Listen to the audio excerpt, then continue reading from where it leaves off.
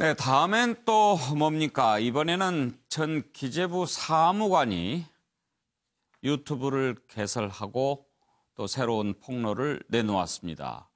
청와대가 KTNG 사장과 서울신문 사장을 교체하라고 지시했다. KTNG 사장 인사 개입 관련된 문건을 언론에 제보한 것도 나였다. 그리고 청와대가 2017년 말에 4조 원 규모의 적자 국채를 발행하라고 기재부에 압력을 넣은 사실이 있다. 이런 폭로를 한 사람은 행정고시 출신 엘리트 공무원입니다. 기획재정부 사무관인데 7월에 퇴직했습니다. 자, 그러면 과연 무엇 때문에 잘 나가는 공무원이 이렇게 그만두고 이런 폭로를 했을까? 정말 궁금하지 않을 수 없습니다. 과연 잘못된 것을 바로잡기 위해서, 나라를 위해서 이런 폭로를 했을까? 그렇지만 또 영상 마지막에는 공무원 준비생들을 잘 가르칠 수 있도록 강의를 준비하겠다. 열심히 강사 생활을 하겠다라고 하면서 또 강의를 홍보하기도 합니다. 그러면 스타 강사가 되려고 하는 그런 발판으로 삼으려고 하는 것인가? 이와 관련해서 일단 기획재정부는 정확한 사실을 파악할 위치는 아니지만 법적 조치를 취하겠다고 밝히고 있고요. 청와대는 신뢰성이 의심 간다라고 밝혔습니다. 그러나 여야는 이것 역시 또 격돌을 벌이고 있습니다. 야당은 국정조사가 불가피한 사안이라고 강조하고 있고 여당은 정쟁으로 악용해서는 안 된다. 단호하게 대응하겠다라는 입장입니다. 당사자인 학원은 8월 중순부터 현재 연락이 되질 않는다. 법리적인 검토를 거친 후에 입장을 발표하겠다라는 입장을 밝혔습니다. 자, 신재민 사무관이 유튜브에 한번 폭로한 내용 들어보시고 얘기 나눠보겠습니다. 당시에 청와대에서 KTNG 사장을 바꾸라고 지시를 내립니다. 그래서 기획재정부는 KTNG의 2대 주주인 기업은행으로 하여금 KTNG의 주주총회에서 현 사장의 연임을 반대한다라는 목소리를 내도록 했고요. 기업은행의 재주주는 국가입니다. 그러다 보니까 국가에서 국가의 주주권을 행사하는 기획재정부에서 나서서 이러한 지시를 하게 된 거죠. 기획재정부 출자관리과에서 담배사업법상 정상적인 업무 처리 과정의 일환으로 KTNG 경영 현황 등을 파악한 것으로서 KTNG 사장 인사에 영향을 미치기 위해 작성한 것이 아니며 청와대의 지시가 있었다는 주장도 사실과 다릅니다. KTNG 관련 자료 유출 당시 동 업무를 담당하는 담당과인 출자관리과가 아닌 국거과에 근무하고 있었기 때문에 KTNG 건에 대해서는 정확한 상황을 파악할 위치에 있지 않았습니다. 따라서 KTNG 건 관련 신재민 전 사무관의 주장은 사실과 다릅니다. 그런데 국채가 추가로 발행하면 발생할 이자 비용 8.7조 원 발행하면 연간 거의 2천억 발생하잖아요. 아무도 신경 안 쓰고. 부총리께서 그때 말씀하셨던 거. 정무적 고려 때문에 왜 차관보님께 엄청 혼내시면서 질타했던 거. 차관보님한테 도대체 너는 정무적 고려도 못하냐고 거기까지 올라가가지고 정권 초에 박근혜 정부 적혀있던 2017년에 GDP 대비 채무 비율을 지금 올려야 되는데 왜 국채 더 발행 안 해가지고 GDP 대비 채무 비율을 낮추냐고. 저는 그 말 듣고 진짜 이해할 수가 없었어요. 일부 언론에서 네, 최진영 변호사님, 지금 이렇게 폭로가 이어지는 이런 현상 참 궁금한데요. 일단 저 사무관의 발언은 어떻게 보십니까?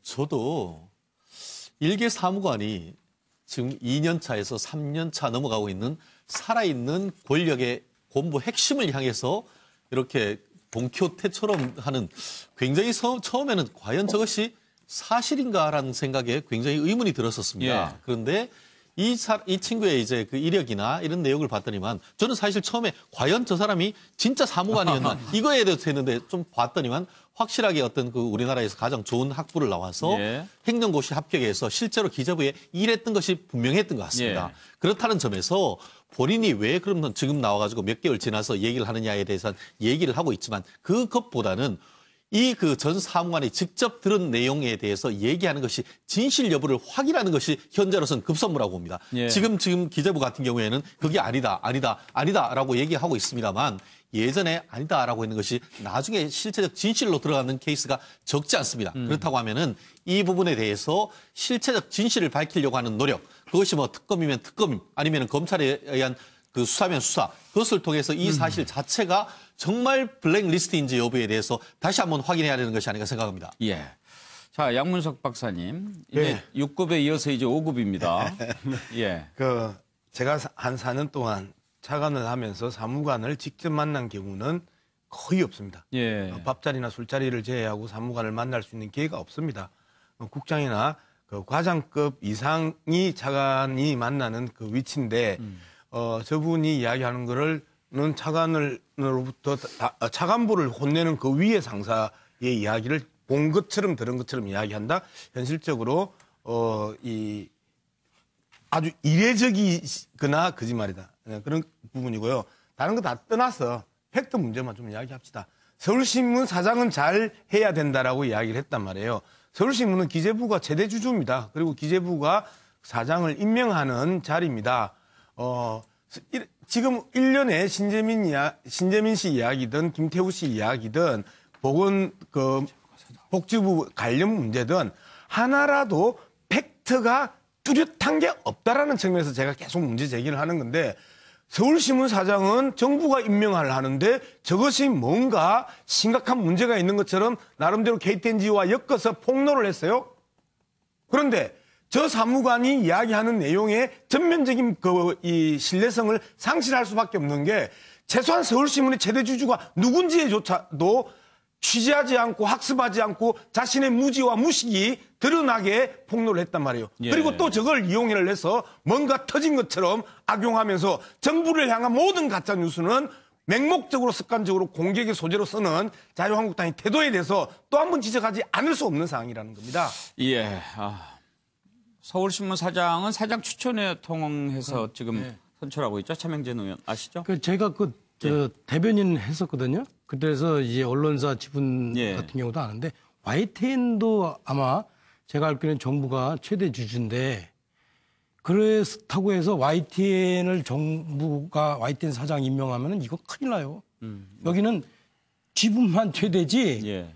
YTN 사장은 YTN 사장 추천위원회에서 하는 거고 네. 서울신문도 똑같습니다. 예. 서울신문 사장 추천위원회에서 하는 거예요. 그래서 지금 제가 볼 때는 우리 양문석 소장이 그 부분은 좀 다시 확인해야 될 것 같아요. 그래서 지금 제가 이 친구 얘기를 하면은 이 사람은 스카이대 출신이에요. 그렇고 지금 소위 말하면 정부 여당 지지를 가장 많이 하는 30대 출신이에요. 그리고 이 사람이 촛불 시위에 나갔어요.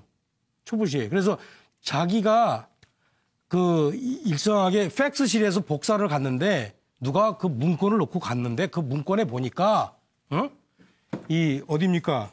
KTNG 사장을 바꿔야 되는데 이게 청와대 지시 사항이고 그걸 차관이 직접적으로 관심을 갖는다. 이런 문건이 있어서 이 사람이 이걸 자기가 집어다가 MBC에다가 제보한 거예요. 근데 MBC에서 3월 달에 제보했는데 5월 달에 보도가 나오는데 그 이후에 효과가 없었어요. 그래서 지금 이 사람 주변에서 이 제보자를 찾는다고 그냥 여기저기 다 들쑤시니까 이 사람이 양심의 가책이 돼가지고 그 기재부 국고관리 아주 그냥 유능한 인재만 가는 국고관리과에 있다가 거기를 그냥 사퇴를 한 겁니다. 그 스토리를 쭉 이야기할 수는 없고. 지금, 그래서 이 사람은 보세요. 즉 그 6급 사무관 처럼 6급 수사관처럼 전 정부 출신도 아니에요. 이 사람은 아까도 얘기했듯이 촛불 출신이에요. 촛불 출신. 이런 사람들이 드디어 이제 문제 제기를 하는 거예요. 그래서 제가 볼 때는 이거를 이 사람이 무슨 의도가 어떠냐, 강사가 돈 벌기 위하냐 이런 식으로 물기 시작하면은 제가 볼 때는 달을 봐야지 손가락만 보는 겁니다. 그렇게 평가를 하시는군요. 관련된 얘기니까 한마디 해야 될 것 같은데 우리 양문석 박사께서 워낙 팩트를 좋아하시니까 제가 팩트를 하나 이야기해 드릴게요. 그러니까 서울신문의 최대 주주라 그랬잖아요. 아주 맞는 말씀이에요. 1대 주주예요.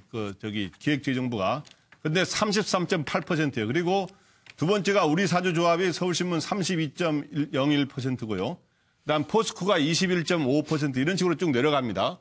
그러면은 정부가 50% 이상을 갖고 있지 않기 때문에 우리 사주를 포함한 사장 추천위에서 사장을 인선하는 거지 정부가 무슨 과반의 주식을 갖고 있으면 국영 언론에 가까울 수도 있지만 이건 국영 언론은 아니에요. 참고로. 그러니까 최대 주주이긴 합니다만은 마음대로 할 수는 없는 거예요. 그래서 지금 현재 다른 데하고 조금씩 다릅니다만은 일단 그렇게 알아주시고요. 그렇기 때문에 언론사 사장을 정부가 마음대로 임명할 수는 없다라는 게 원칙이라는 걸 참고로 알아주시고 그다음에 이어서 제가 원래 하던 이야기를 하자면 지금 현재 KTNG라든가 서울신문이라든가 지금 여기서 살짝 거론됐던 전 사무관이 거론한 KT라든가 그다음에 포스코 이런 데 사장의 개입이라고 하는 얘기들이 이제 나오는데 제가 보기에는 저도 이제 오랫동안 정치부 취재원 경험으로 볼 때 우리가 저기에 사장이 누가 되느냐 취재할 때 대부분 이제 과거 정권을 이야기를 많이 내가 일단 들은 겁니다.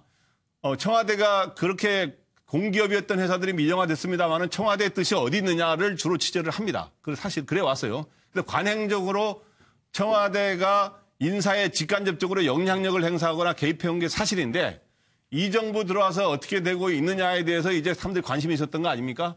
그런데 이거에 대해서 이 정부는 누구보다도 법과 원칙을 강조했던 어떤 도덕을 내세웠던 정부이기 때문에 이거에 대해서 논란이 나와서 이제 어느 때보다도 논란이 되고 있지 않느냐 인상이 들고 그렇기 때문에 이 정부는 그러한 낙하산 인사라고 하는 소위 일부 이제 바른미래당에서 말하면은 그 낙하산 인사가 300여 명이 넘는다고 이렇게 공공기관에 이렇게 했는데 이런 것들을 없애는 게 바로 이러한 논란의 소지를 없애는 게 아닌가 이런 생각이 듭니다. 예. 자, 잠깐만요. 시간이 없으니까 죄송합니다. 김영주 의원 말씀 듣겠습니다. 예, 오늘 이제 요과 관련해서 여러 가지 논의들이 있습니다. 좀 거칠게 표현했는데 이것은 제가 한 게 아니라 운영위원회 오늘 방송에서 이 신재민이라는 사람이 제일 마지막 방송을 어떻게 하냐. 내가 왜 유튜브를 하냐. 돈 벌려고. 이게 계속 비춰졌습니다. 그거로 인해서 제가 볼 수 있는 것은 김태호 씨나 또 아까 김정주 씨나 신재민 씨 자체가 가지고 있는 신뢰성, 정당성이 그다지 크지 않다. 그런 말씀을 드리고 싶습니다. 예. 노영희 변호사께서는 어떻게 보셨습니까? 저는 이제 KTNG 사장을 교체하는 거나 서울신문 사장을 교체하려고 한 것이 실질적으로 그런 시도가 있었는지 없었는지 잘 모르겠지만 지금 대부분의 이제 전문가들의 의견은 그게 이제 주주관한 범위 내에서 행해진 것이라고 한다면 그것을 그 자체만 가지고 뭐라고 할 수 없다. 이제 이게 일반적인 시각인 것 같아요. 예. 그러면은 그런 식으로 이제 그래서 유튜브 첫 번째에서 폭로를 했는데 그런 지금 제가 말씀드린 것과 같은 이제 반론이 나오자 이분이 다시 그 국채 발행을 가지고 또 두 번째 유튜브에서 얘기를 했단 말이에요. 여기서 얘기하고 싶은 것은 무엇이었냐면 처음에 세금이 많이 거치니까 1조 원 정도의 국채를 갚으려고 했더니 김동연 부총리가 갚지 못하게 했다. 그러니까 기재부가 갚으려고 했더니 김동연 부총리가 갚지 못하게 했다. 그러다가 나중에 4조 원 규모의 국채를 추가 발행하려다가 취소를 했더니 청와대에서 이것을 다시 발행하라고 했다는 이래 얘기잖아요. 예. 그 얘기가 그래서 청와대에서 어떻게 그게 문제라는 건가. 저는 그 구체적인 내용이 정확히 하고 싶은 말이 뭔지를 잘 못 알아듣겠어요. 그러니까 무슨 얘기냐면 그런 식의 의사결정이 번복되거나 서로 부처 간의 이견이 있어서 얘기가 달라지는 것은 언제든지 있을 수 있는 일인데 이것을 가지고 지금 무슨 큰일이나 난 것처럼 얘기하는 것 자체가 저는 이 사람이 지금 7월 달에 그만두고 12월 동안까지 이제 연락이 잘 안 되다가 갑자기 이런 얘기를 꺼내는 것과 연결시켜 본다면 좀 문제가 있는 게 아닌가 생각이 든다는 거죠. 자, 아무튼 이렇게 공무원들이 공직에 있던 분들이 이렇게 잇따른 폭로를 하는 이런 일, 국민들은 보는 마음이 결코 편치는 않습니다. 앞으로 어떻게 흘러갈지 한번 좀 지켜봐야 될 것 같은데요. 오늘 중요한 이슈 두 가지 살펴봤고요. 이제 2018년이 얼마 남지 않았는데 올 한 해를 좀 돌아보는 순서 갖도록 하겠습니다.